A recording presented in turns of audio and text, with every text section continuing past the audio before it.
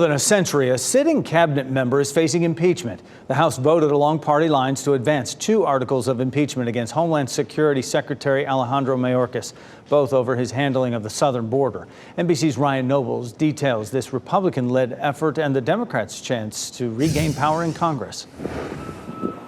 This morning, a major shakeup in Congress and possible power shift in Washington.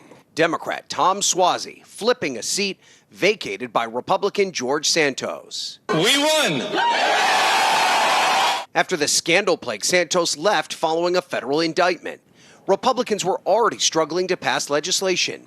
Now they can only afford to lose 2 votes.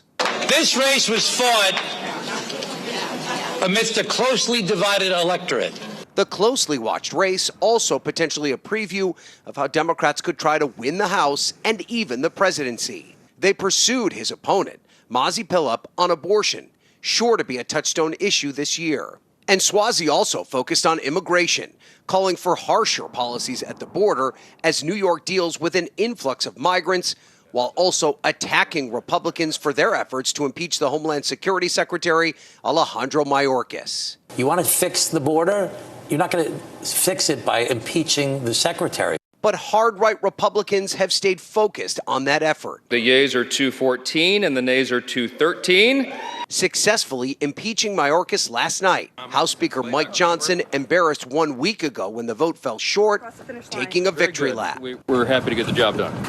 The GOP accusing the DHS chief of willful and systemic refusal to comply with the law and a breach of public trust over his handling of the migrant crisis. But some Republicans admit it won't do much to change the situation at the border. How does that fix the problem at the border?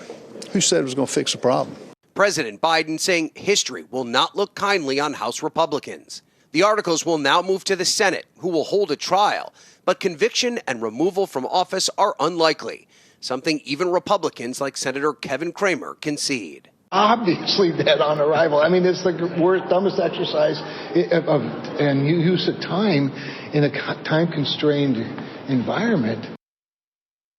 Ryan Nobles reporting. Want to give you a quick glimpse of how the stock market is responding to yesterday's major slide. The Dow Jones Industrial Average down 51 points this noon, although a couple other major indices are in positive territory. The Nasdaq is up 43 points right now. The S&P 500 is up 18.